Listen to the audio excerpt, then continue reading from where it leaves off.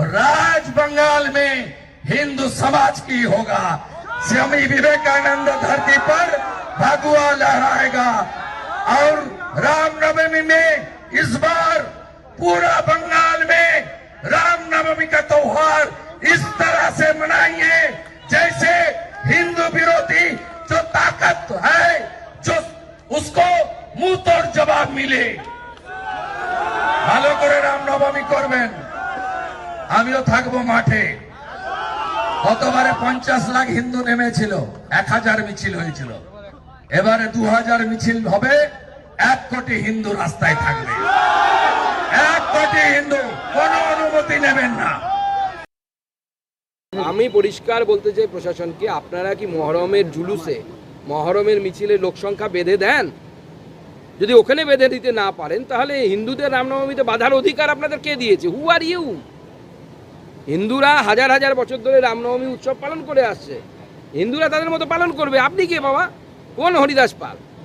আপনার কিছু বলেন নেই। আপনি যদি মহরমের করতে পারেন তখন বলবেন। হিন্দুদেরকে অস্ত্র নিয়ে রামনবমী করতে দেন না, অথচ মহরমে অস্ত্র নিয়ে তরোয়াল ঘুরিয়ে যাচ্ছে। মহরমের তরোয়ালটা কি সেকুলার? সেকুলার রসে চুবিয়ে নিয়ে এসে তারপরে ঘোরানো হয়। আর হিন্দুদের অস্ত্রটা কি সাম্প্রদায়িক? ঠিকই আছে, ওনার দায়িত্ব আছে যে শান্তিপূর্ণভাবে আয়োজন হয়। তারা যদি আয়োজনকে শান্তিপূর্ণ করতে না চেয়ে অশান্তি করতে চান, তার দায় কিন্তু পুলিশের থাকবে। আর সবচেয়ে বড় কথা, হিন্দুদের কোনো সুরক্ষা নেই পশ্চিমবাংলায়, তাই তারা একত্রিত হতে চাইছেন।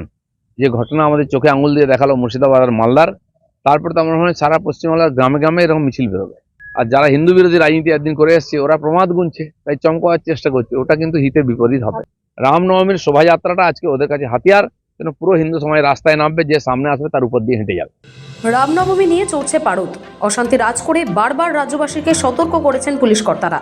তবে এসবের মাঝে বিজেপি নেতারা একের পর এক হুঁশিয়ারি দিয়েই চলেছেন। এই পরিস্থিতিতে মুখ খুললেন বাংলার মুখ্যমন্ত্রী মমতা বন্দ্যোপাধ্যায়।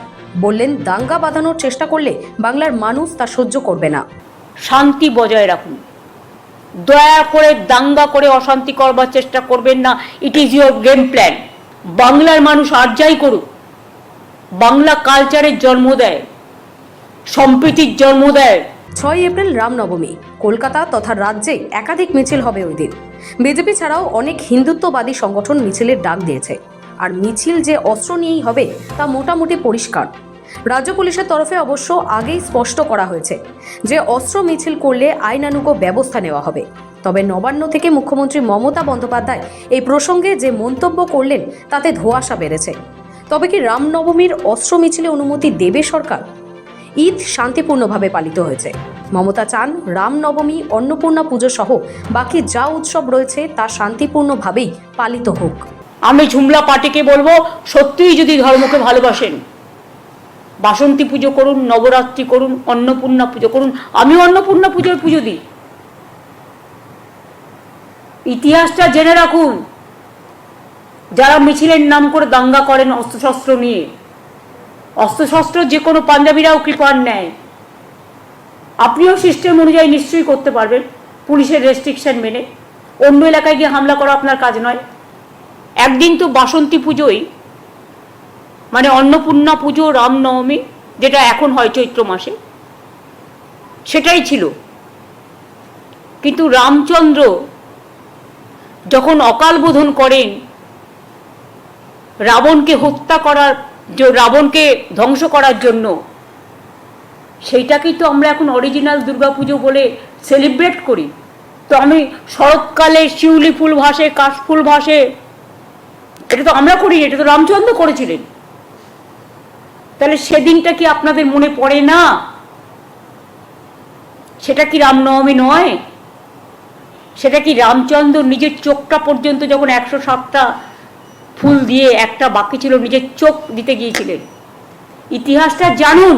তিনি স্পষ্ট করেছেন তার দলের অনেকেও রামনবমীর মিছিলে থাকেন, তার কোনো কিছুতেই কোনো আপত্তি নেই। বুধবার সাংবাদিক বৈঠক করে বিজেপির উদ্দেশ্যে মুখ্যমন্ত্রী বলেন, গৌরীকীকরণ ও রক্তিমকরণকে মেলাবেন না। ধর্ম মানেই কর্ম, মানবিক হন, দানবিক নয়।